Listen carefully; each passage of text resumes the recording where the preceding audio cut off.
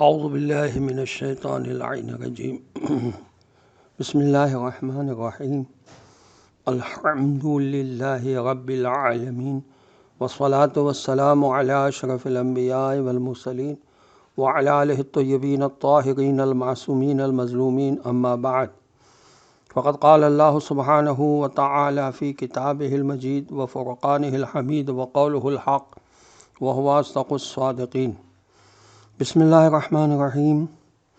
وجاوزنا ببنی اسرائیل البحر فآتوا علی قوم یعکفون علی اصنام لهم قالوا یا موسى اجعل لنا الہا کما لهم آلہۃ قال انکم قوم تجہلون۔ صدق اللہ العلی العظیم۔ السلام علیکم ورحمۃ اللہ وبرکاتہ۔ اللہ تبارک و تعالیٰ کا شکر ہے کہ ابھی میں نے سورہ اعراف کی آیت نمبر 138 کی تلاوت کی، اور ابھی کچھ لمحات کے بعد آیت نمبر 139 کی بھی تلاوت کا شرف میں حاصل کروں گا۔ جو آیت میں نے تلاوت کی اس کا ترجمہ یہ ہے: اور بنی اسرائیل کو ہم نے سمندر کے پار گزار دیا۔ پھر وہ ایک ایسی قوم کے پاس پہنچے جو اپنے بتوں کی عبادت میں لگی ہوئی تھی، تو انہوں نے کہا: ہے موسیٰ علیہ السلام، ہمارے لیے بھی کوئی ایسا ہی معبود بنا دو جیسے ان لوگوں کے معبود ہیں۔ تو موسیٰ علیہ السلام نے کہا: تم لوگ تو بڑی جہالت کی باتیں کرتے ہو۔ بنی اسرائیل کی ذہنیت کو اہل مصر کی غلامی نے اس پوری طرح بگاڑ دیا تھا کہ ان کے مصر سے نکلنے کے 70 سال بعد حضرت موسیٰ علیہ السلام کے خلیفہ اول حضرت یوشع بن نون علیہ السلام نے اپنی آخری تقریر میں فرمایا تھا: تم خداوند کا خوف رکھو اور نیک نیتی اور صداقت کے ساتھ اس کی عبادت کرو،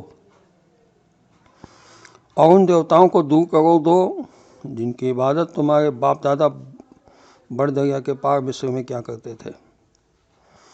بس خداوند کی پرستش کرو۔ اگر خداوند کی پرستش تم کو بری معلوم ہوتی ہے تو آج ہی اسے چن لو جس کی تم پرستش کرو گے۔ رہی میری اور میرے گھرانے کی بات تو ہم خداوند ہی کی پرستش اور اطاعت کریں گے۔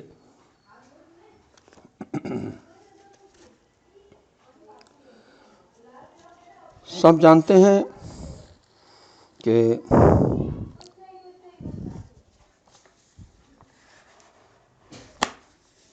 خمس اور زکوٰۃ کا حکم دینی امور کی ادائیگی، مستحق سادات، فقراء، مسکین اور یتیموں کی داد رسی کے لیے ہے۔ اگر کوئی مال کی محبت میں اس حکم سے سرتابی کرے تو اس نے نہ صرف ان سب کا حق غصب کیا بلکہ خدا، ملائکہ اور تمام لوگوں کی لعنت کا بھی مستحق قرار پاتا ہے۔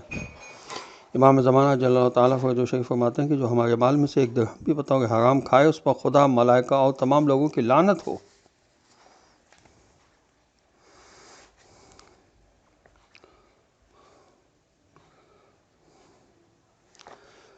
عزیزان محترم، بے شک مائے نجات کیا چیز ہے؟ رسول اکرم صلی اللہ علیہ وسلم نے جو فرمایا وہی چیز ہے۔ اللہ کے رسول صلی اللہ علیہ وسلم فرماتے ہیں، یہ احقاق الحق جو کتاب ہے اس کی جلد 9 میں صفحہ 280 پر لکھا ہے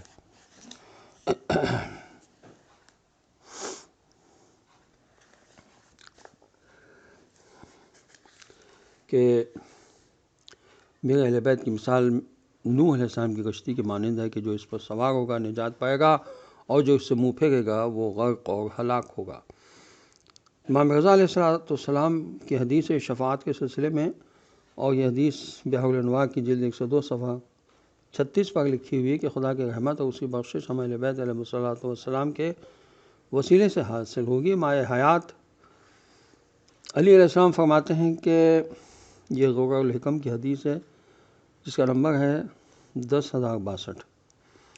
ائمہ علیہ السلام علم کے لیے حیات اور جہل کے لیے موت ہیں۔ ان کا حلم اور بردباری ان کے علم اور ان کا سکوت ان کے بولنے کی حکایت کرتا ہے۔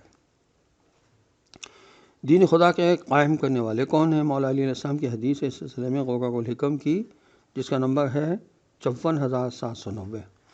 مولا علی علیہ السلام فرماتے ہیں کہ اگر ہم تمہارے جیسے عمل کریں تو دین کا کوئی ستون باقی نہیں رہے گا اور ایمان میں کوئی تازگی باقی نہیں رہے گی۔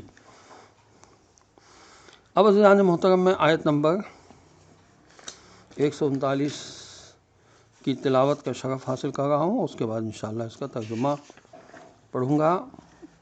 بسم اللہ الرحمن الرحیم۔ ان ہؤلاء متبرم ما ہم فیہ وباطل ما کانوا یعملون۔ ترجمہ یہ ہے کہ یہ لوگ جس دین میں ہیں وہ تو یقیناً تباہ و برباد ہونے والا ہے اور تباہ کر دینے والا ہے، اور جو کام وہ کر رہے ہیں وہ تو سراسر باطل ہے۔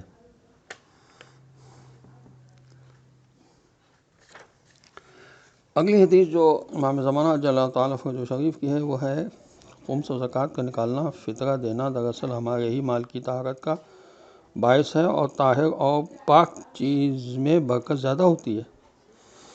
امام زمانہ جل اللہ تعالیٰ فضل شریف کی حدیث ہے کہ ہم تمہارا مال صرف اس لیے قبول کرتے ہیں کہ تم طاہر ہو جاؤ۔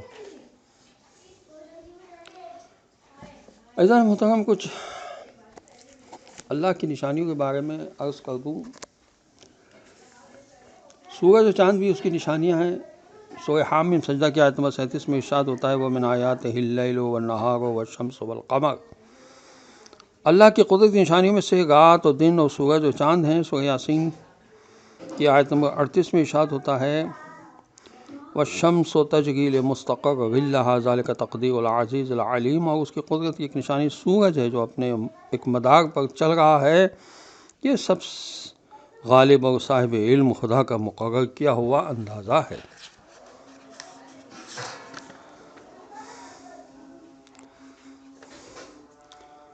بحار الانوار کی جلد 58 صفحہ 178 پر حضرت امام زین العابدین علیہ السلام کی ایک دعا ہے کہ جب پہلی کے چاند کو دیکھتے تو دعا پڑھتے، جس کے الفاظ یہ ہیں، اور آج شب جمادی الاول ہے۔ امام علیہ السلام فرماتے ہیں ایھا الخلق المطیع الدائب السریع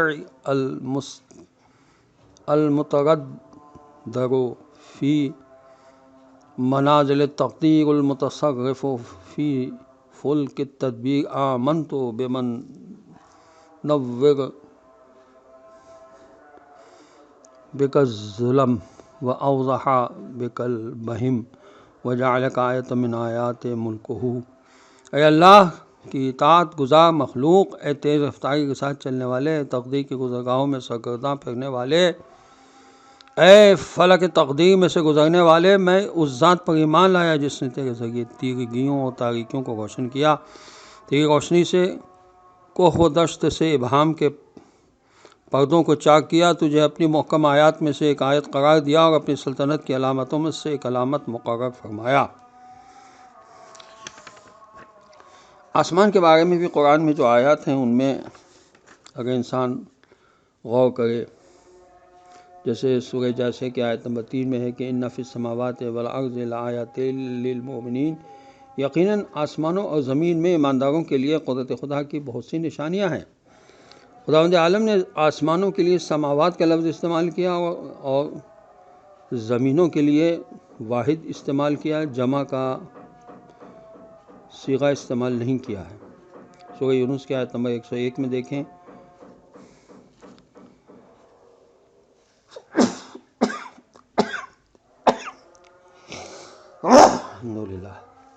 الحمدللہ قل انظروا ماذا فی السماوات والارض وما تغنی الآیات والنذر عن قوم لا یؤمنون۔ کہہ دو کہ دیکھو تو صحیح کہ آسمانوں و زمین میں اللہ کی نشانیاں کیا کچھ ہیں، مگر سچ تو یہ ہے کہ جو لوگ ایمان قبول نہیں کرتے ان کے لیے ہماری نشانیاں اور ڈراوے کچھ بھی مفید نہیں ہیں۔ حضرت علی علیہ السلام کی حدیث ہے نہج البلاغہ خطبہ نمبر 107 میں کہ سبحان اللہ، یہ تیری کائنات جو ہم دیکھ رہے ہیں کتنی عظیم الشان ہے، اور تیری قدرت کے سامنے ان کی عظمت کتنی کم ہے۔ تیری یہ بادشاہ جو ہماری نظروں کے سامنے ہے کتنی پرشکوہ ہے، لیکن تیری سلطنت کے مقابلے میں جو ہماری نگاہوں سے اوجھل ہے کتنی حقیر ہے۔ دنیا میں تیری یہ نعمتیں کتنی کامل و ہماگیر ہیں، مگر آخرت کی نعمتوں کے سامنے کتنی مختصر ہیں۔